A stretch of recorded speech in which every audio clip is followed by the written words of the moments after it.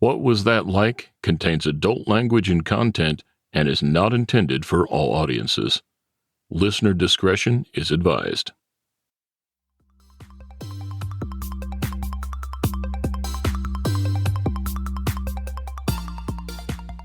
Welcome to What Was That Like? I'm your host, Scott Johnson. This is the show where we talk to regular people just like you or just like me, who have found themselves in an extremely unusual situation. We'll hear their stories and get inside their head because we all want to know, what was that like? More information about each episode at whatwasthatlike.com. Here we go.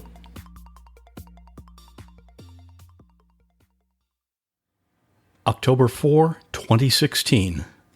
For Jennifer and her husband Chris and their 4 children, it was just a regular Tuesday, up until around 8 p.m. that evening. Jen was driving home, and she had their 2 daughters in the car, ages 12 and 4. She stopped at a stop sign and then proceeded into the intersection without seeing the motorcycle that was approaching on her left. The motorcycle hit her car, and with that collision, the lives of 2 families were forever changed. David, the driver of the motorcycle, was taken to the hospital where he died 2 days later. In my conversation with Jen, we talk about a lot of different aspects of what happened. She told me a little about what life was like before the accident, and she described what happened from the moment of impact and the hours and days that followed. We discussed her feelings of guilt at being responsible for the death of a person, her overwhelming sadness that it happened, her fear of what was going to happen to her from a legal or criminal standpoint, and what happened when she had a chance encounter with one of David's friends. She also talked about what she's doing today to help others who found themselves in similar situations. There's actually an acronym for someone that has gone through this. That person is called a CADI. That's spelled C-A-D-I, and it stands for Caused Accidental Death or Injury. You'll hear Jen use that acronym during our conversation, so I wanted to let you know what it is ahead of time. For people that have caused the accidental death of a person, there are resources available, and I'll have those listed in the show notes for this episode at whatwasthatlike.com/01. Also, a warning. Around 14 minutes into our conversation, you'll hear the actual recording of the 911 call that Jen made at the time of the accident. In the beginning, she's on the phone with the 911 operator. Then she hands the phone to a man who was also on the scene, and he talks to the operator briefly. Following that is a second brief 911 call from a female who was on the scene. Again, this is about 14 minutes into our conversation, so if you might find the intensity of that audio to be upsetting, you can fast forward about 4 minutes to skip past that. One of the takeaways from this conversation is that it's good to see things from a different perspective. You know, we hear about accidents like this almost every day, and it's really easy to assume that the person is just some selfish jerk who was talking on their phone or texting or just not paying attention, even though we really don't know what actually happened. Sometimes those assumptions are true, but not always. Today we get to hear the other side of that story. If you'd like to contact Jen directly with questions or comments, you can email her at beautifulybrokenblog16@gmail.com. And I'll have that link in the show notes as well. So with that, please enjoy my conversation with Jennifer. Jen, thanks for coming on the show. Hi, Scott. Thanks for having me. Do you listen to podcasts? You know, I've only listened to a few. If I happen to fumble upon an advertisement on Facebook or something and, it catches my eye, but I'm not a faithful follower of podcasts. Okay. Busy mom. Well, maybe this someday. summer. Maybe this summer. I'm off during the summer, so maybe I can get caught up on the world of podcasts. You have been through a lot.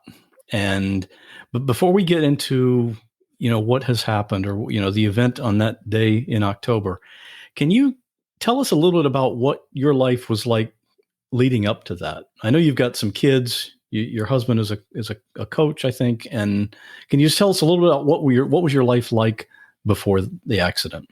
Sure. I think about my life before the accident a lot.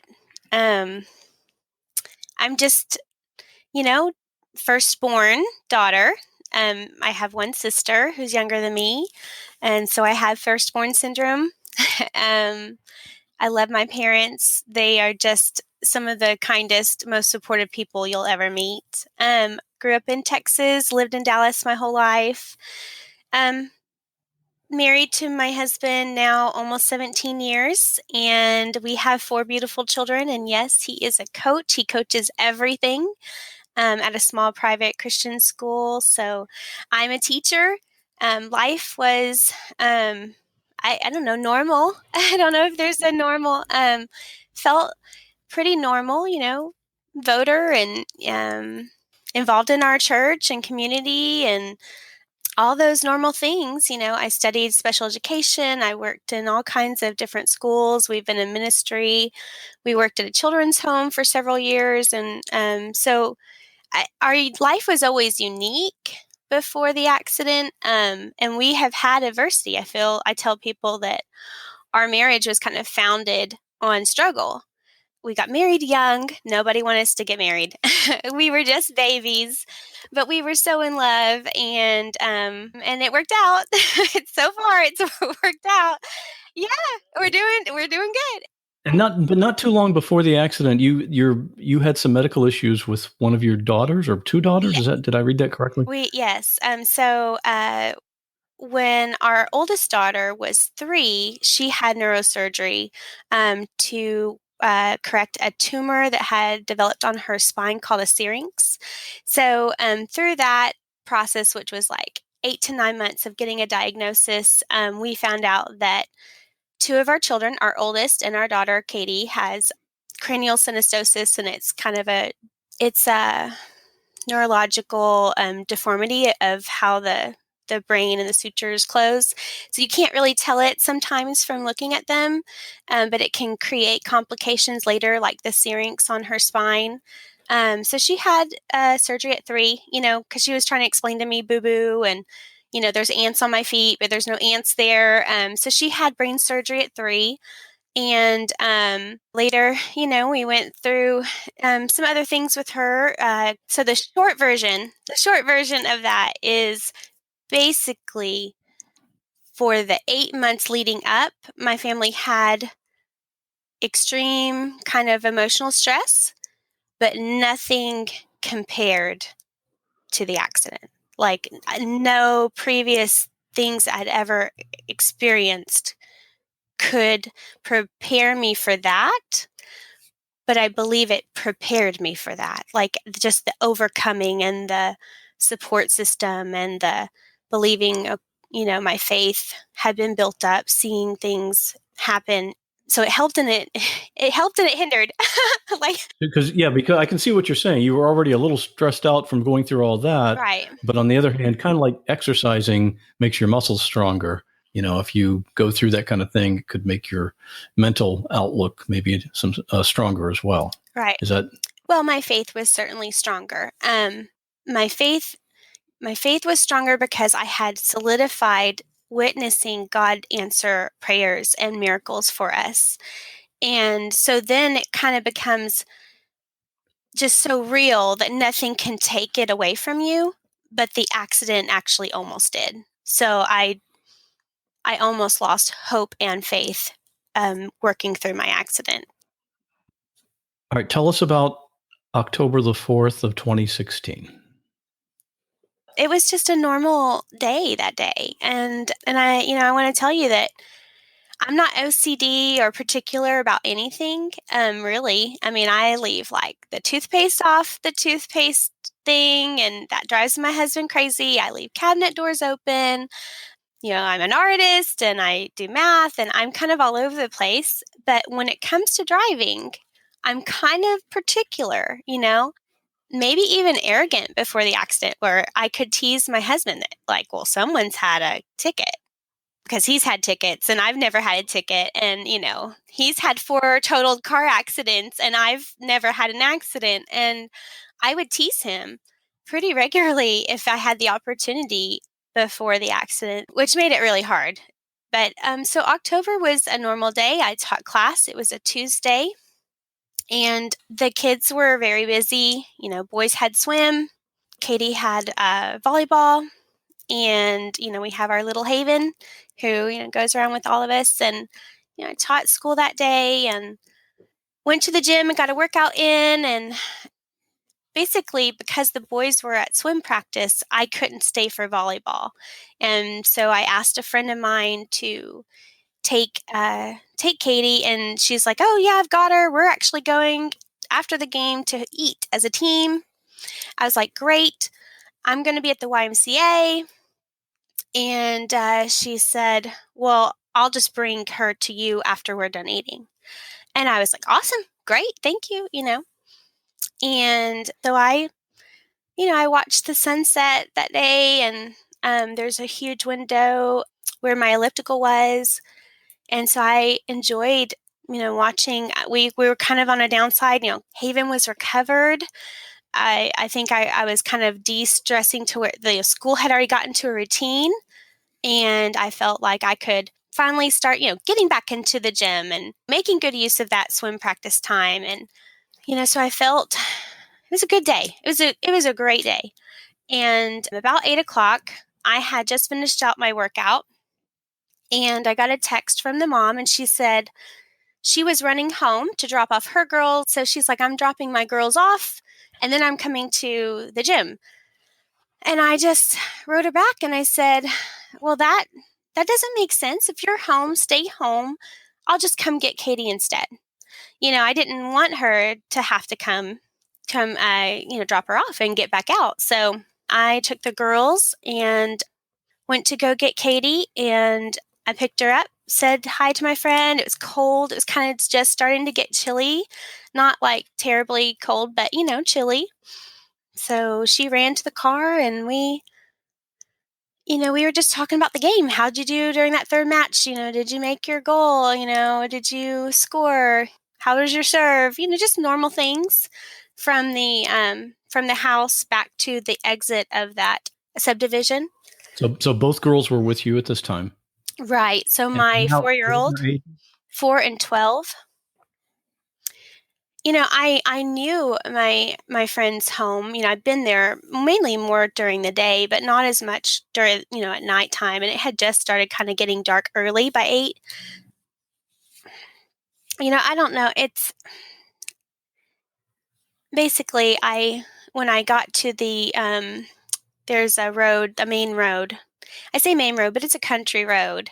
And there isn't really anything past that subdivision, or at least I thought there wasn't. I'd never explored. If I had turned right, I'd never really explored turning right on that country road. I've always just gone left. And I came to a stop sign, and I was just, talking to my daughter. And then I started to turn, and I didn't know, but at the same time, there was a man coming on his motorcycle to my left up the hill. And I didn't see him until I entered into the lane. So, it happened so fast, and so much happened during that fast time. Like, I remember thinking, "Oh my gosh, that's a car." I remember looking back over my shoulder and seeing my daughter, and her face just lit up with light. My only thought was to accelerate. I don't know. That was just what I did. I just accelerated, and I braced for impact. Like, everything happened so fast.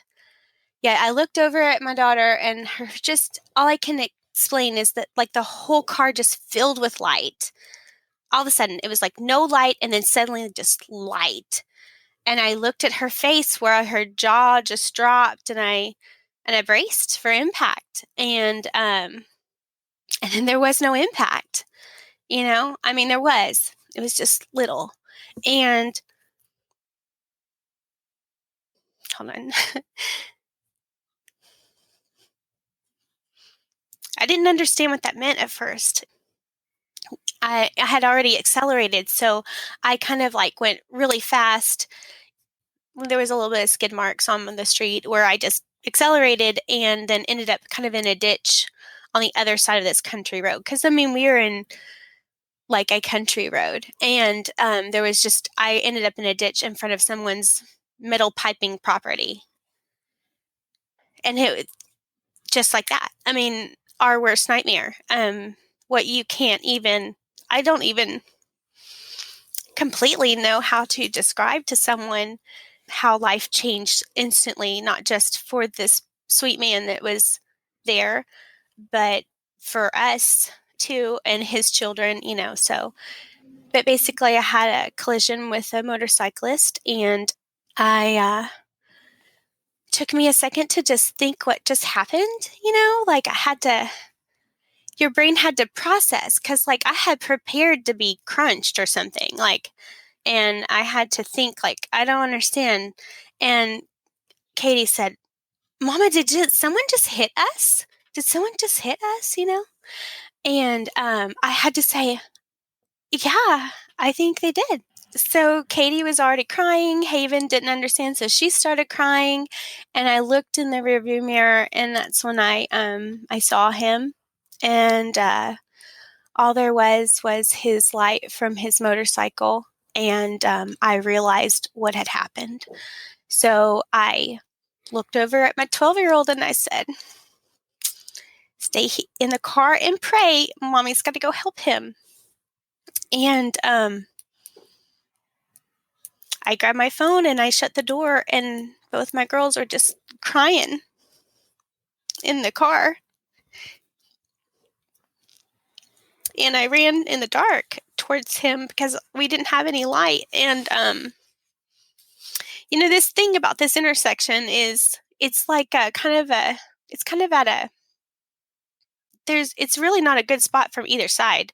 There's kind of a slight elevation from the right change, and then there's a more elevation from the left. So it's kind of a spot where we were both in a very dangerous place. And then I had a black car, and so my black car was just in a ditch with my girls. I didn't turn the hazards on. I didn't think to do any of those things. I just left them. I turned the car off and just left them. And she didn't have a cell phone at that point. I took the cell phone and I called 911. And when I got there, he was not responsive. And I suddenly, just like kind of what you hear about, like I lost all thought. I didn't know the street name of where I was. I don't know, autopilot, but I just did whatever the 911 operator told me to do. And what's amazing about that is just suddenly there was a neighbor. I mean, I was screaming and I was waving our hand and I was trying to do what the operator, I don't even know. Like some parts of me can't even recreate this little space and time completely. Like there's some things I remember and some things I can't even answer. Like I was shocked. I kind of later looked back to see how long was I on the 911 call. Like I wanted to just kind of see. And it was only like less than 3 minutes. So from calling to having help was all less than 3 minutes. And I can't even process how that all happened. I need help. Okay, where you at? I'm outside of Grand Harbor in the middle of the road. Please. Okay. Please. Where Grand Harbor? Do you see anything? What's going on, ma'am? I hit a man on a motorcycle. You hit a man on a motorcycle? Okay. Right outside. My children are dying. Please, can you help me from the motorcycle? Ma'am, who wants to speak to? I know, honey, it's okay. It's okay. Just pray. Father God, I ask for you to heal him in Jesus' name. My last name.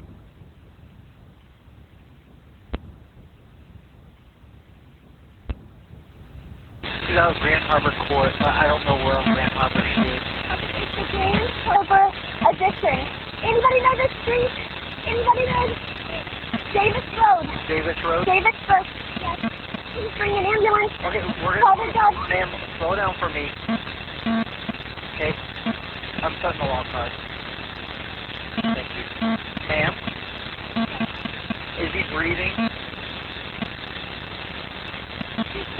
He's I don't know what to do. I don't know what to do. No, ma'am. Okay, ma'am. Ma'am. Okay, ma'am. I'm with you. Yes, sir. Okay, this is Sean with the Susan County Sheriff's Office. Who am I speaking to? This is.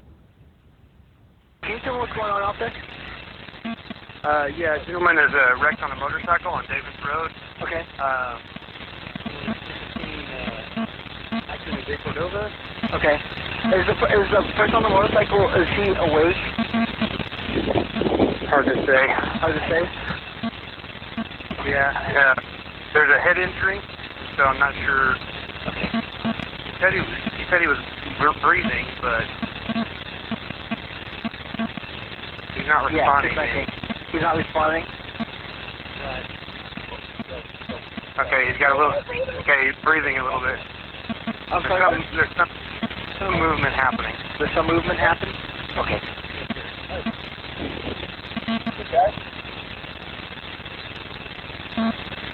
How old does he look to be, sir?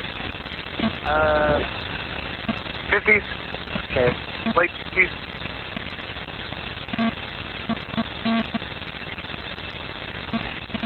Okay. Here's a police target. Okay, I'm gonna let you go, okay? Yes, County 911, what's the address of your emergency? Johnson County with transfer of an accident. Go ahead, ma'am. Go ahead, caller. Motorcycle accident on Davis Road at Grand Harbor Estates. Okay. Are there any injuries? Yes, there's a man in the middle of the road. They're doing CPR on him right now. They are doing CPR on him? Yeah, some people stopped and pulled over. Yeah, we need an ambulance. Okay.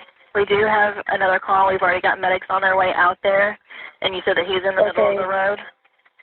Yes, he is in the very middle. Okay. And what was your name? My name's...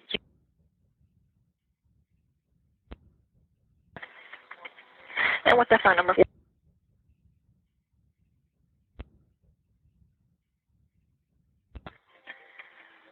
Okay, and he says they are doing CPR. Yeah, okay. They are. Okay, they're here now. Okay, I'm going to go ahead and let you go, okay? Okay, thank you. So I did what they told me to do, like check for breathing, and he was still breathing. It was just really shallow, and I did what they asked me to do, and And were your kids still in the car? yeah, they were still in the car, and I could hear them. They're screaming "Mama," but I couldn't go to them, and I didn't want to let go of his hand. And suddenly, there was a neighbor, and I consider this neighbor a hero. I think his name was Richard. I tried to send him a thank you note. I don't know if he ever got it, but he took over what the operator was telling us to do, which was because I was trying to do compressions and I wasn't strong enough. So he took over, and he was above him, and I don't know how long he was there before. Miraculously, there was a trooper that was, when they got the call, just literally a couple blocks away. And so she got there really quickly so that we could, start giving him oxygen with a little mask. And at that point, my hearing kind of went out, and I could no longer hear the operator talk to me. I just couldn't, and I don't even know how to explain that. So I just gave my phone to someone, and I just held his hand and I prayed, and they did all the work. I mean, I just kind of melted. I didn't have anything in me left. So there I was, suddenly in this accident, and scared to death, and scared for this man, and, in complete shock, like, shaking, couldn't hear, shock, like real shock.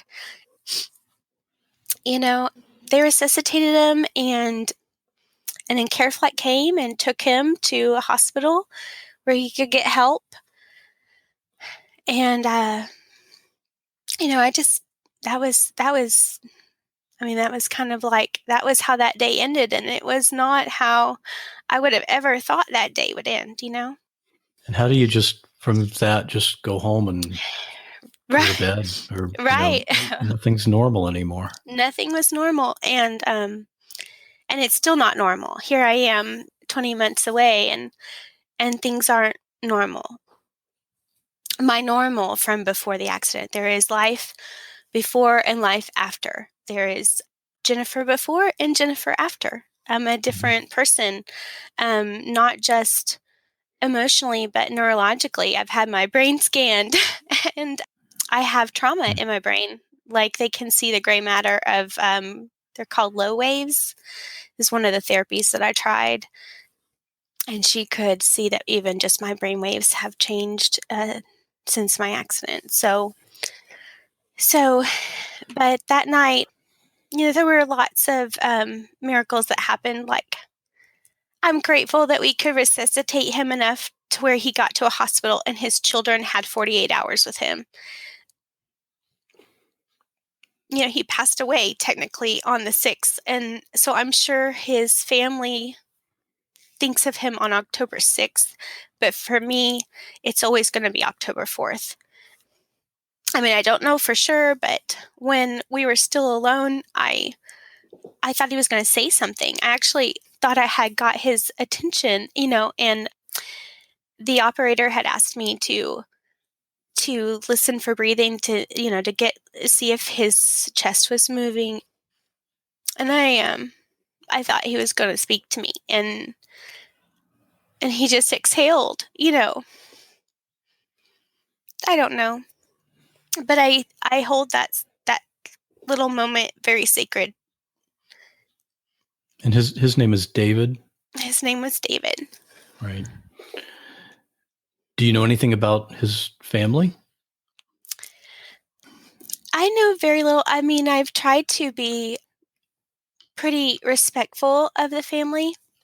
This is something that I feel like maybe the public should know, because I have found twice where people were very shocked when I tell them this. Families who have experienced something like this. We are advised immediately to not speak to the family. We are advised not to go to the hospital. We are advised to never try to initiate contact. Not just advised, but strongly advised. Is this advised from friends? Police or from legal. Yeah, from lawyers, insurance, the state trooper. I still wrote them a letter.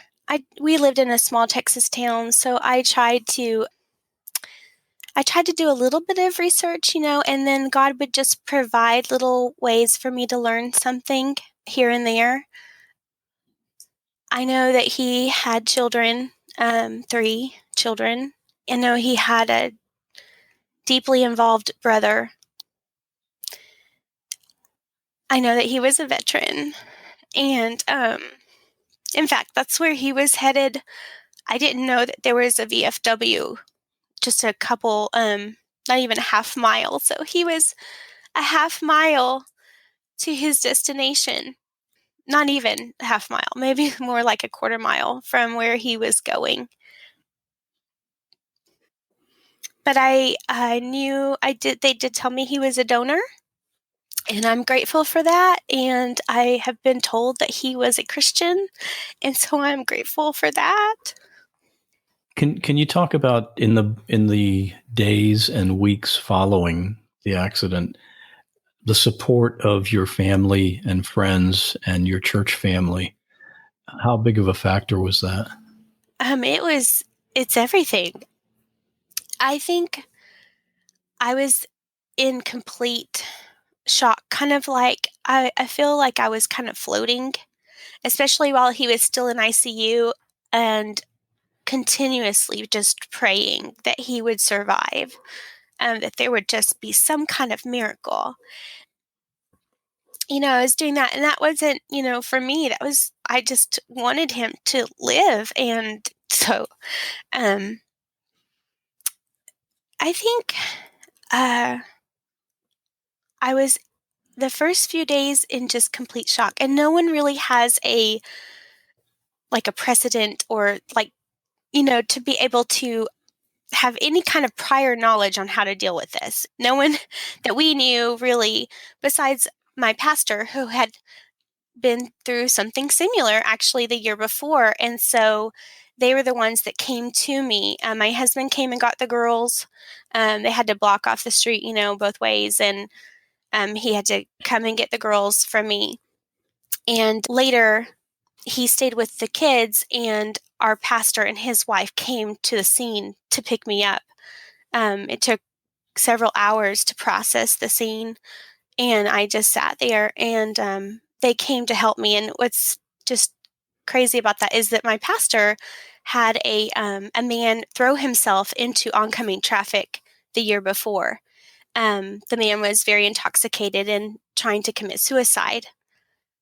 And so when my pastor hit him, he went through, and our church family rallied around him, and we knew that loss of sleep and loss of, appetite, and our pastor, who is good friends with us, had to go through that. So he had a point of reference that he knew what you were going to go through. Right. Yeah. In some ways, like he kind of knew. Mm-hmm. It was then deemed not his fault, which I think, and he did not have the other things that had led up to that. Like we had already been through some stress, and we were still going through other stressors. And then he was told, it's not your fault. Where in my case, I take responsibility. It was my fault. I did cause this accident. I did not yield the right of way, and I did not see him. And I yielded to the stop sign, but I didn't see him. I don't know why. I'll never know why. And I've asked my brain why. And I think that's part of why I struggle now, is because our bodies are little machines, like our brains are still in the background running. Why? Why did that happen? Why didn't you see him? If you don't know why you didn't see him, could it happen again? And that little voice and that little program is going on in the back of your head forever until you kind of have a concrete understanding. So yeah, our pastor, Jason, and his wife, Susan, were amazing to us. They met me there. They drove my car home for me, and they counseled with Chris to kind of watch me, which I didn't know that at the time. So they told your husband to kind of keep an eye on you, to watch for signs of not problems. Eating, not sleeping. I called my parents. The only people that I called were my husband and my parents while I was at the scene. Mm-hmm. And that's very right. I don't think I lost all appetite. Food had no taste. It was very interesting. Like I literally had zero taste, and I would just drink water.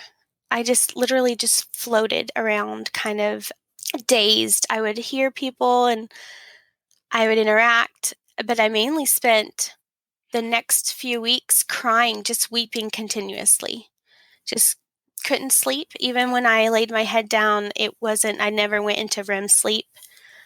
That in itself is a pretty big thing, to not have REM sleep. Right. That's a big thing. So you were processing the fact that he had passed away. Right. But you had to also be considering what's going to happen to you now. Yes. And I actually asked my trooper, in the car when he called me into his patrol car, and I finally got up the courage to say, what's going to happen to me? And he had to give me that was my nature. I'm a firstborn, like shoot me straight. Whatever it is, tell me what it's going to be, and then we're going to face this. And I'm a good girl. I don't like to get in trouble, and I struggle with people pleasing. And, he had to think for a second, and then he had to say, he had to tell me, well, this is, if he makes it, you'll hear from a lawyer, his lawyer will probably get in touch with your insurance. And I was like, okay. And he said, if he doesn't make it, you'll be hearing more from me, and his family will probably get a lawyer. And I said, okay. And he said, and every fatality in our county goes to grand jury, every fatality. And a grand jury, for people that aren't familiar with a grand jury, it's a group of people that listen to all the facts and decide if charges are to be brought. Right. And they do that to protect the city, from being sued, to make sure that, every investigation was thorough. And it's a scary thing because it's still 12 people that would decide, the facts of that case. And I now have met people who that could go either way.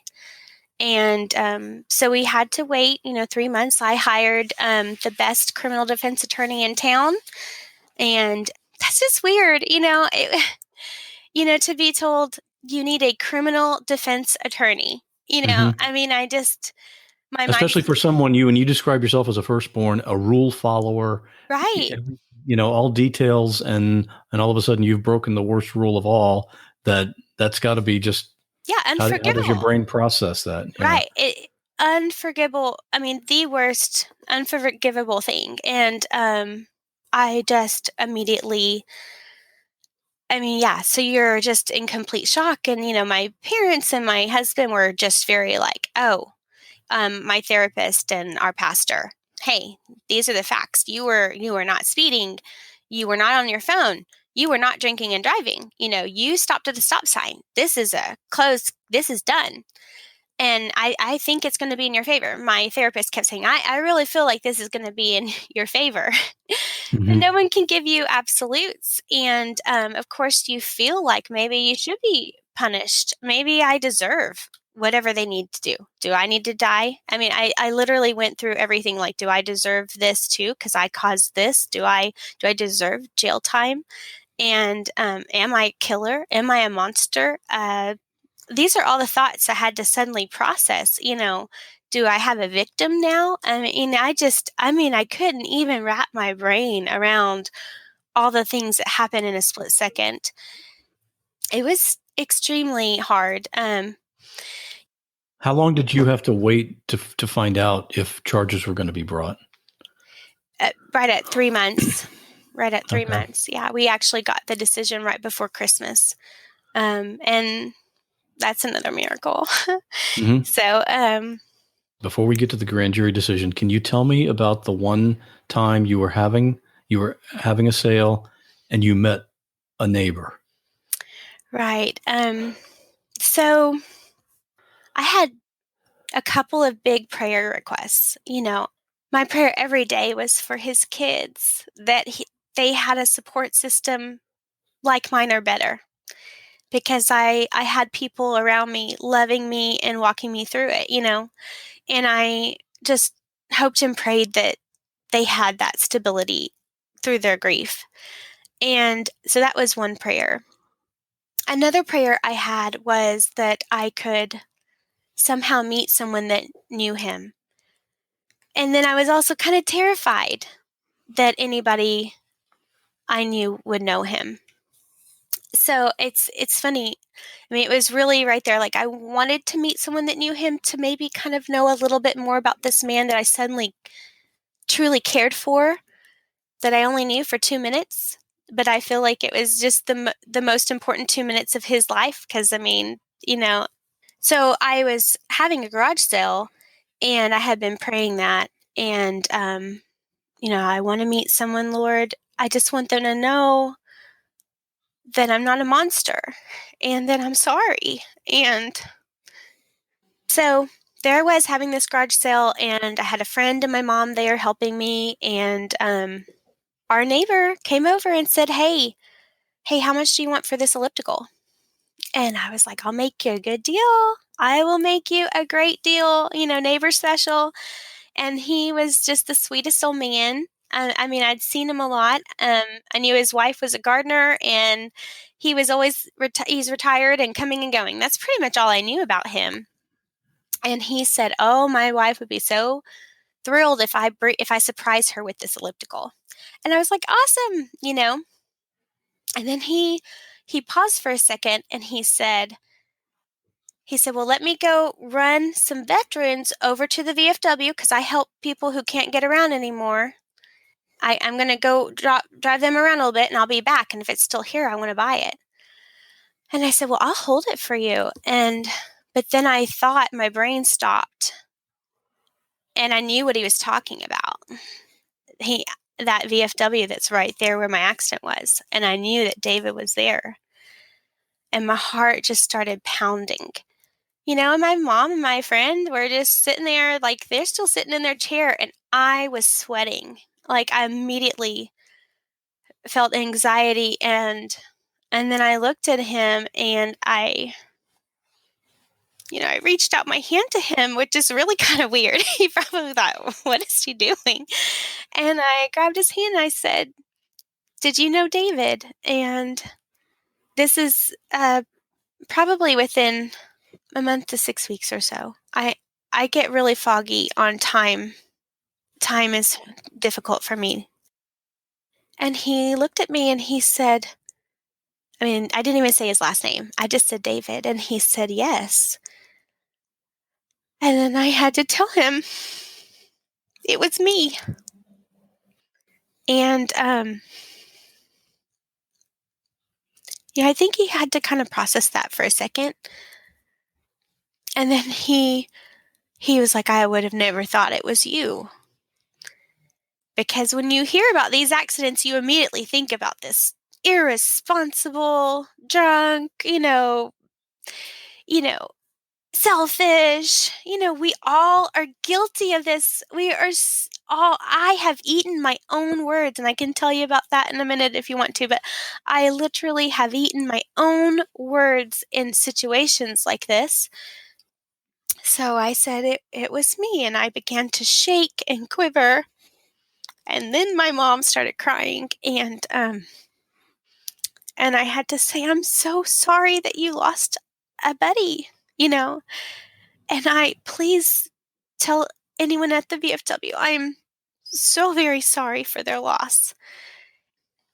And he, said thank you. And he said, I will make sure I pass this on because, they thought the worst of the person who did this. And he said, I'll make sure I tell people, because he kind of knew me before, just friendly neighborish type stuff, but knew enough of me to realize that I am broken.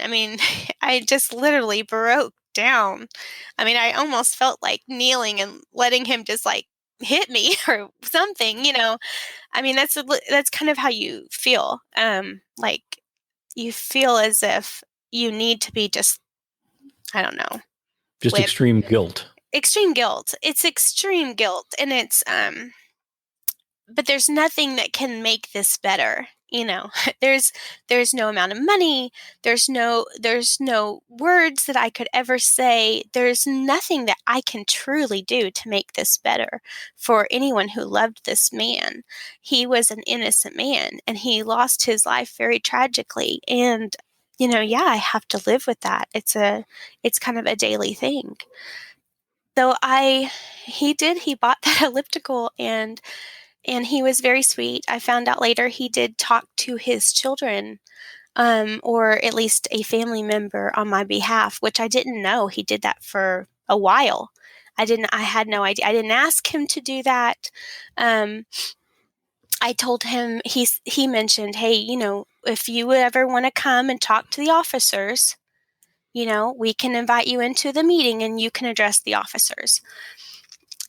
And I eventually did do that. But yeah, that's what happened. It was an answered prayer, and it was very scary, but it was also kind of relieving that I got to say sorry to at least someone and pass on my condolences and, share my heart.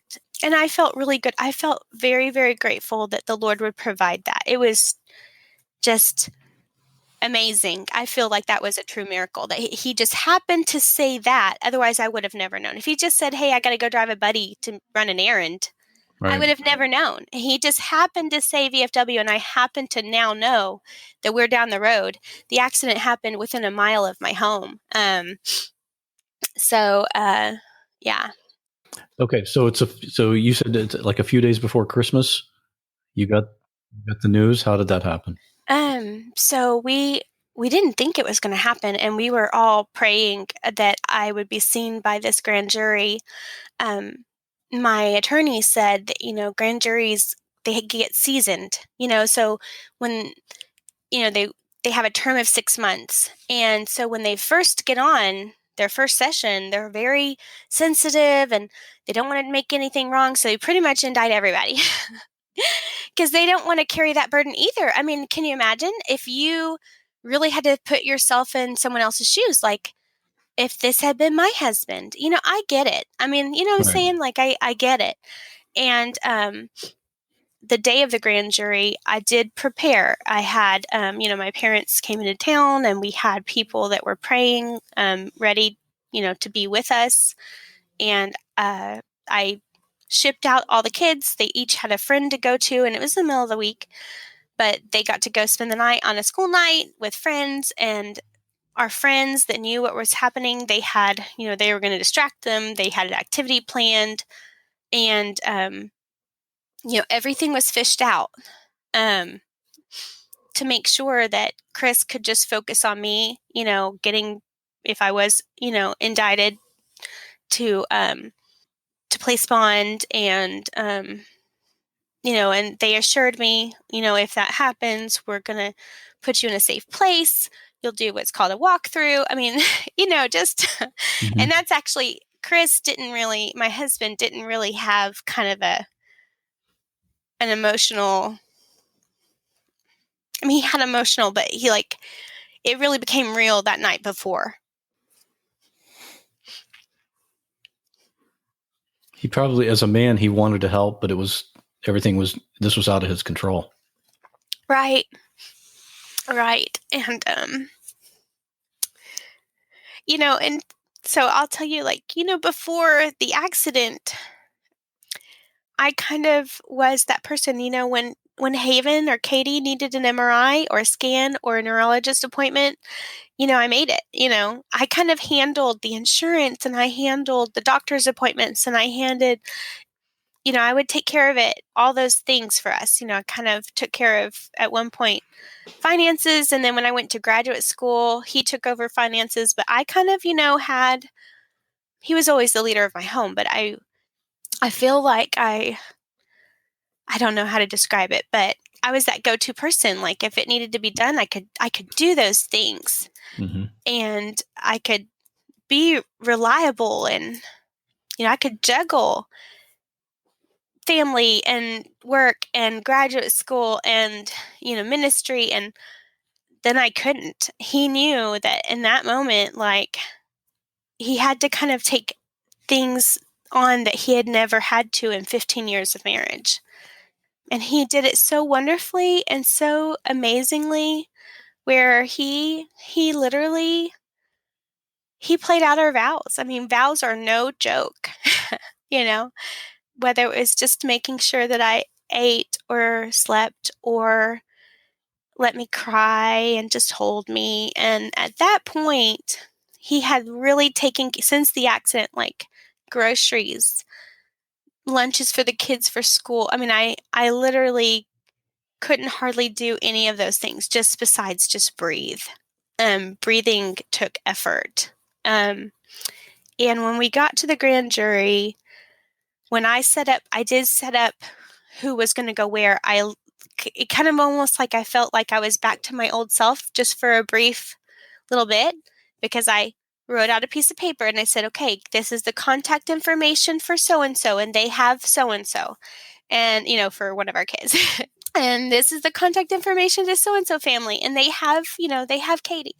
And this is the contact, and I laid it out for him in case I wasn't there.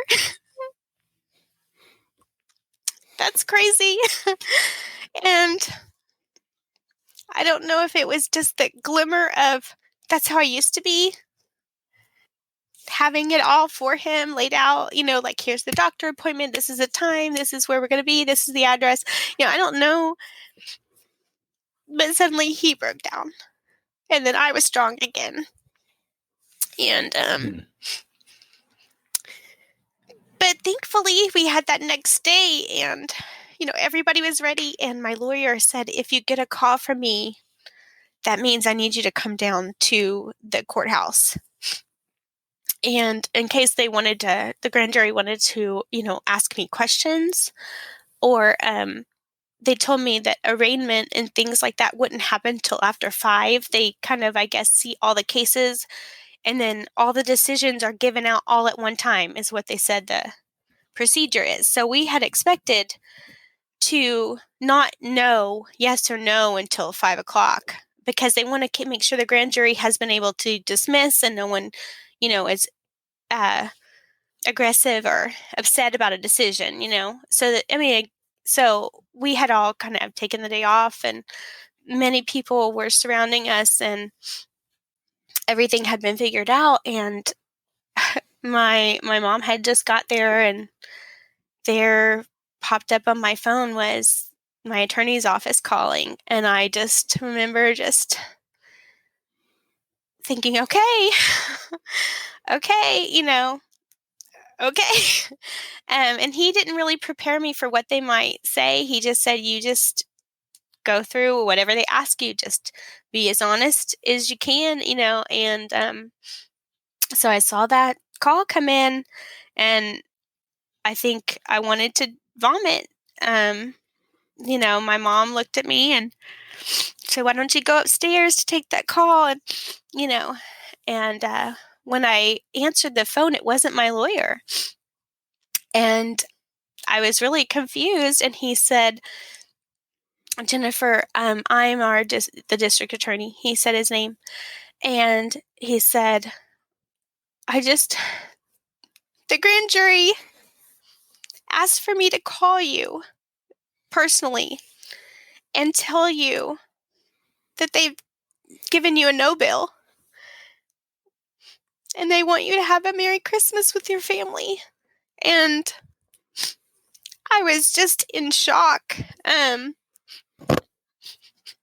because I wasn't supposed to know until 5 o'clock, and it was probably 10 a.m.-ish. I don't know. So I received my new bill, and this was literally the week before Christmas, and we hadn't put up a tree. My mom hadn't put up a tree. Basically anyone who loved me was kind of like in pause. Thanksgiving, there was no normal family celebration. I mean, we got together, but it was like different. Like a cloud. Like a cloud. And it wasn't just a cloud because I was facing something. It was also like constantly feeling, how should I get to celebrate when there is an empty chair that will not be filled at another family's get together? Like, how dare I celebrate and enjoy my loved ones when somewhere there are people missing him? So it wasn't just that, because we did begin to celebrate, and I was so grateful that part could be behind me. That was certainly, I can't even describe. So, I mean, I've been through brain surgery, signing a waiver saying your daughter may not make this, and or she may be paralyzed, and then I did it again. I mean, nothing can compare to that 90 days, those 3 months of waiting to decide if I was going to go to jail. And and now I've met people who had complete freak accidents but were indicted. Some even that did still be found guilty. And they're so amazing. They're amazing that I thought life would be over. That was one of the things where I literally thought life would be over. My marriage would be over. How could I even ask my husband to wait for me if I had to go serve time in jail? Like, I just could not completely wrap my brain around it. But now that I've met other people, they are just so brave. I mean, it's just I'm in awe of the stories that I've now heard and people that I've met that have been through experiences like this, where everything I thought, well, I just couldn't have survived through this. Now I've met other people or heard other stories, and I'm in awe of them. Well, let's talk about that a little bit. You have a blog, and there's a Facebook group, and So you are contacted regularly by other people who have gone through similar situations. What do you say to them? How do you tell them to get through it? You're not alone. When I was in the weeks of this happening, you can search anything. You can search all kinds of things. You know, grief and loss of a child, loss of a spouse, loss of a dog, loss of a friend, loss of job, grieving marriage, grieving. You cannot find grief of a stranger. You will not find something to help you, a self-help book for you accidentally killed someone. You know, there's a movie called Manchester by the Sea, and it's about what happens to this man who accidentally killed his children. And the movie, it took me, once I found out what the movie was about, it took me months before I had the courage to watch the movie. And I identified with this man and this character amazingly. And the research, what's even more interesting about that is Matthew Broderick, the actor, had an accident causing fatality, and he was in the movie. And I would suspect he was able to help that fellow actor who played the dad. We have a lot of things in common. Almost all of us 100% have, and I can't speak for everyone. We grieve in different ways. Grief is a beast. Grief, you can't put in a box. You know, you can't, it's all going to be a little bit different for different people, but there is little boxes you can check off. And I went through all the emotions of grief. I experienced PTSD, anxiety suddenly, panic attacks, hallucinations. I mean, you name it. I went through it, and I always felt alone, which is crazy because I had literally I became stronger. Like my parents and we were always close. I had an amazing childhood. My parents were very involved. I mean, my dad is also a teacher. So they were always involved, with parent teacher council. And my dad sponsored our cheer squad one time. I mean, he was just always involved. My mom was always involved. My sister, we were a close family, but this was different. I was suddenly, as an adult, talking to her more regularly, hugging more, making sure we were saying I love you more. So that was, something good. But I still felt alone because there's no self-help. I was told by 2 different therapists, I don't know how to treat you. There's not a protocol. I don't really know which kind of therapy to use with you. I had to seek out help. It wasn't just brought to me. Like, victim services did not come to help me. In fact, I would not even be considered that. My trooper told me, hey, you are kind of, normally when this happens, I'm making an arrest. I mean, that's what he told me, sitting in that car. And normally when this happens, I am making an arrest. And I just had to look at him. He said, we don't really know what to do with you. When these things happen, we don't have you're that odd man out, that one off. So, when you're told by therapists they don't know how to help you, and you don't know how to help yourself, and you can't even, when I tried to research, I was coming up empty. I felt so alone. And you know that can't be very rational because accidents happen every single day. And I never really stopped to think about the other driver, the other flip side. And I'll come back to, I actually kind of touched base on this a minute ago. I had to eat my own words. God is so good. I am sorry. I know I'm not here to preach or anything, but he even convicts us and teaches us moments. For whatever reason, I had at some point a memory too, actually. A memory of my mom telling me that someone that I had known, and she knew that there was an accident and her husband was suddenly gone, and the wife was now a widow to 4 children. Like, whatever reason, and this was before my accident. I remember us sitting, my mom was like, oh, I hope that person wasn't texting, probably speeding. My mom said something like that. And I said to her, oh, I cannot imagine how she must feel just suddenly losing her husband like that. And I said,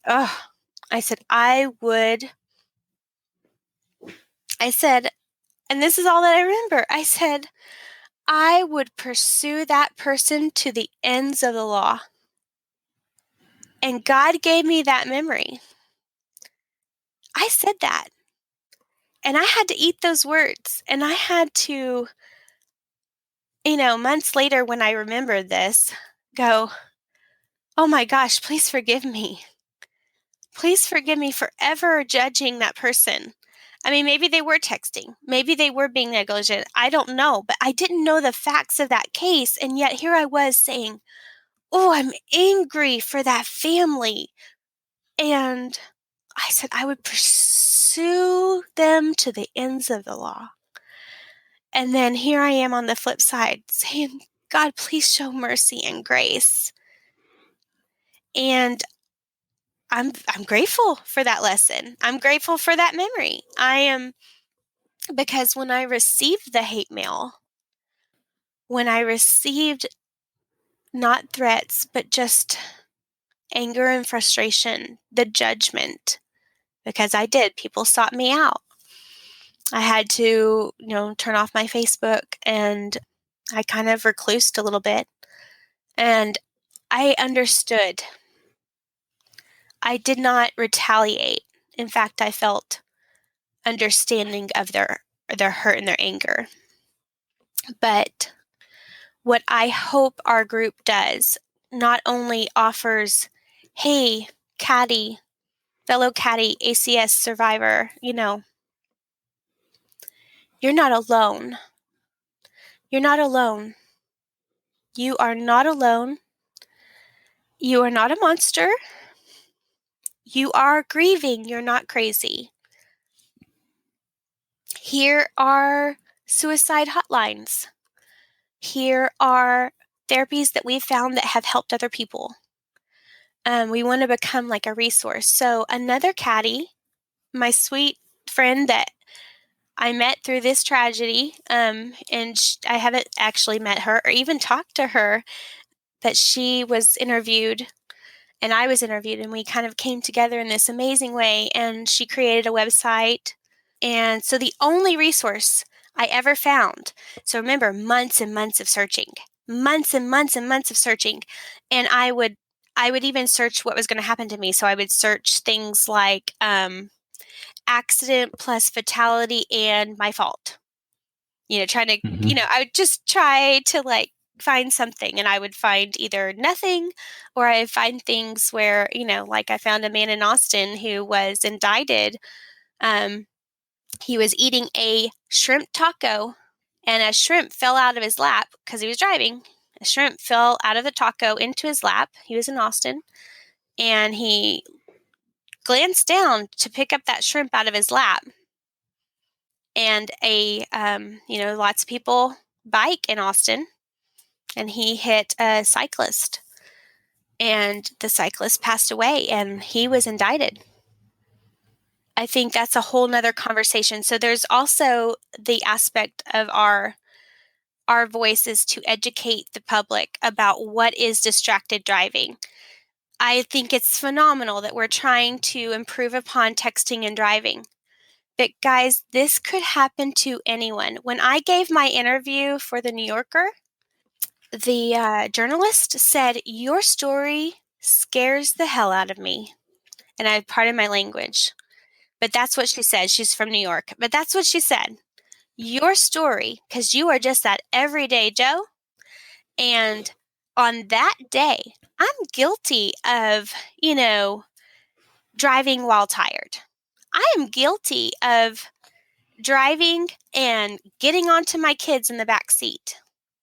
I am guilty that, I remember when I was younger, I would check my makeup while still driving, you know? Because it feels very, we feel like we can do that and we're not distracted. We can do it. Right. Other people shouldn't do that, but Right. I'm okay because I've got control. Or you think, oh, well, I have this open road. I'm not doing anything crazy. But let's talk about when I had my investigation, it was, did you have an argument with your husband that day or the day before? How much sleep did you get?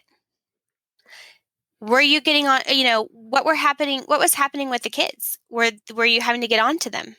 I mean, the reason why this trooper had these questions for me is because this is their protocol. These are considered distractions.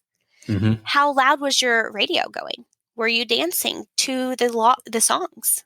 And I had to be like, oh my gosh, I am so grateful that in that moment I could honestly say no. I was stopped at that stop sign just asking Katie, did she score? Did she get her serve over the net? I didn't even have the radio on because we were talking. Haven was just chilling in her car seat, But I had to think about, I'm guilty of all those things. Or how many times when, you're driving and you're like, oh man, you're in a new place and that was a stop sign. Oh man, that light turned red. And you have, you start to get into a lane and then you realize, wait a minute, I'm going to come back into my lane. And you're like, whoa, thank goodness. I didn't see that man in my blind spot, my blind spot.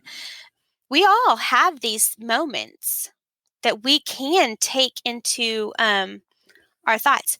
If something had aligned, just like my plans changed 10 minutes before that accident.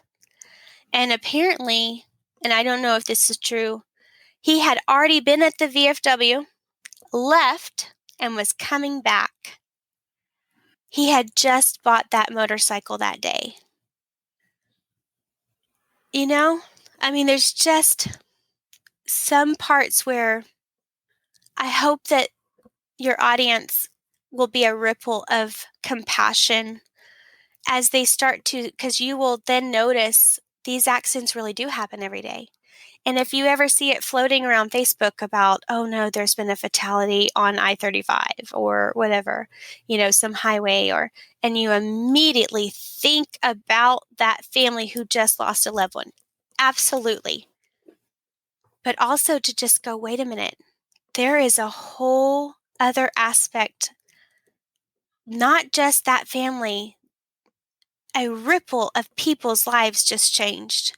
My children's lives, his children's lives, all these people just that are innocent to this. I broke my heart that I broke my children's heart. It broke my heart that I broke my husband's heart. It broke my heart that I broke my mother's heart. Seeing things from a different perspective, it makes me think of this. For people that are friends or family members of someone who has gone through what you've gone through, what is the right thing to say? I know some people are just don't say anything or just kind of not interact with you anymore. But for people that really want to help, what can they do? Well, please don't say I once ran over a dog. And oh my gosh, I felt horrible. Oh, so they're trying to kind of identify with you by saying they hit an animal? Yeah. And I know their heart was in the right place, but I just thought, oh my gosh, I would have to look at 3 children lost their daddy. And because I know how close my children are to their daddy and how much I value family or veterans, I put high esteem in people who've served our country. So that was kind of a sting. I know it was a try, but I think what really helped, and even saying, Jennifer, this wasn't your fault. This was just an accident. This was not your fault. That's not always received well either. Just because it doesn't matter that it was an accident and it was somehow my fault. I was involved. I think what can help is just saying, this is hard. but I'm going to walk with you through it. And I don't know how you feel, but I'm here for you. And it's okay to be broken, and it's okay. It's okay, whatever you're feeling. If you are angry right now, if you are angry at God right now, if you are angry at yourself or whatever, whatever stage you're in, I'm here. I'm just here. I'm just here. If you need to scream, if you need to cry, if you need just a little help, just someone to be there, because the little things like laundry or brushing your teeth become overwhelming. And that's so awful to say that, but that's where I was. I mean, to get kind of a happy face on took so much energy out of me to just go out. And then when I got back home, I immediately back into pajamas and back in my bed. My poor family didn't have me for a good 4 to 6 months. I had to decide I wanted to live. I mean, I would kind of be there, but I had to decide to fight for my health, my mental health. Going to the doctor and getting on medicine and finding a nighttime routine that would help me get some kind of sleep. I remember, finally getting to where I would fall asleep by midnight and waking up around 5 and being like, okay, that's a start. Most of the time now, I still have pretty good days, but there's some nights where nothing's going to help. The melatonin's not going to help. The Tylenol PM's not going to help. Nothing's going to help. Reading my Bible is not going to help. I'm just not going to sleep that night for whatever reason. So, and I've learned that this is a lifelong thing. I've met people who had their accident 40 years ago, like Marianne, and she is the founder of accidentalimpacts.org. She was the only resource available anywhere in the world. She termed the term CADI, which is causing accidental death and injury. It's what she preferred to call herself. She is I don't know if she's still practicing counseling, but, her story is available and she's very open. And she's a fighter. She's an advocate for us that this should be recognized by the counseling community. And I feel that she's in her 70s, And so not that I ever wanted this torch. I mean, I would have much rather fought for Chiari malformation research.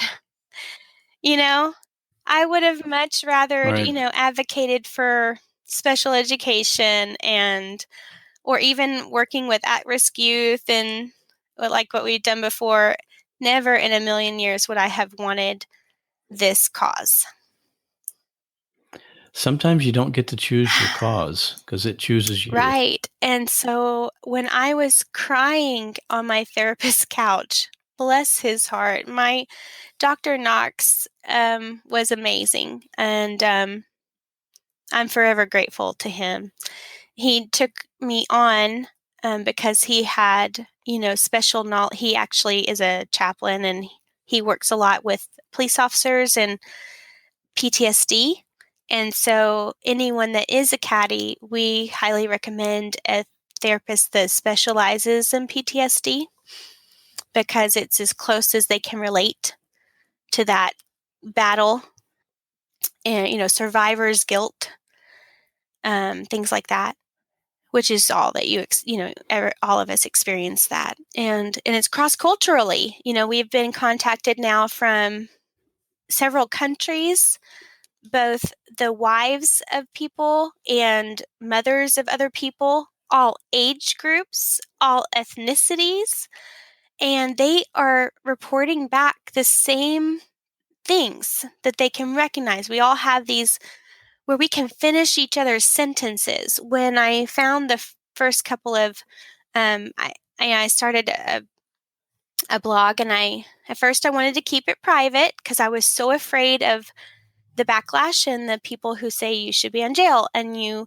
should rot in hell. And, I got that, So I was really afraid, but then I thought, if I keep this all to myself, we're never going to make a change.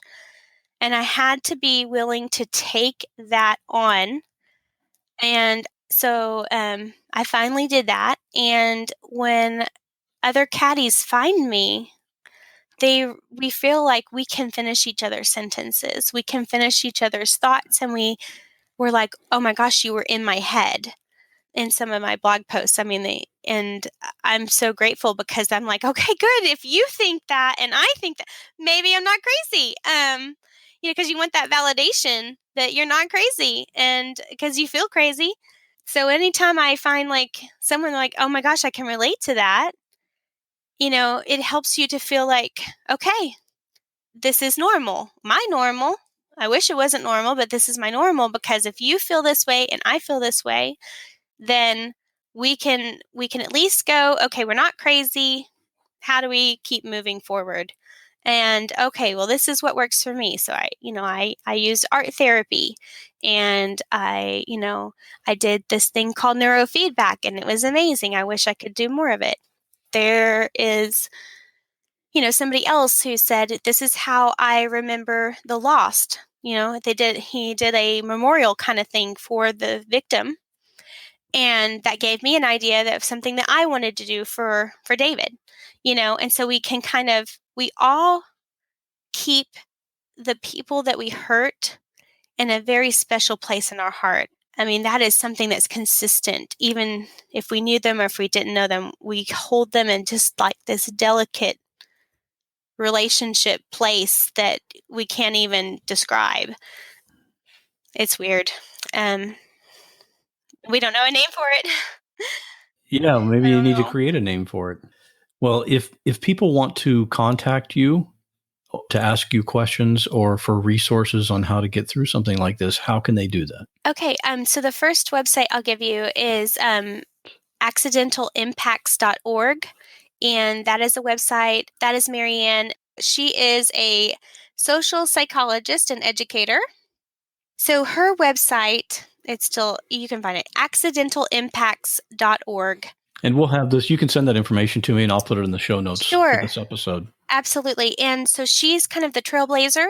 She is a caddy herself. Her accident was over 40 years ago. And so she has blog posts. Her blog post about what to do with an anniversary really helped me. She helped me to feel like I wasn't alone. She has kind of like a thread forum type thing where people can post. That's how I found out about the New Yorker article and connected with another caddy. And then we have accidentalcasualties.com, and that was created by my friend and fellow caddy. And we don't really know where it's going to go, but it's a resource. It's a resource for people to just feel not alone. There is a forum. There's information on how to contact us through there. And we try to just be a place for people to find. For anyone is welcome. Resources on suicide and PTSD treatments, and any treatment that is recommended to someone, we try to get information on the blog about that treatment. So you could get that information, and you can also email me if you want to share your story. I have several people who don't want to be involved in any kind of support group, but they've just sent me their story so that someone has heard their story. Sometimes just releasing that helps.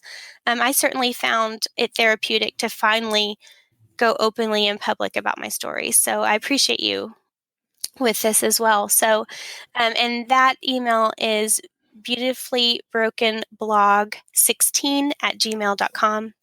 And you're certainly welcome to email me, and I can try to pray for you or listen or, whatever. So I'm certainly not a doctor or a counselor, but just someone who is a friendly ear.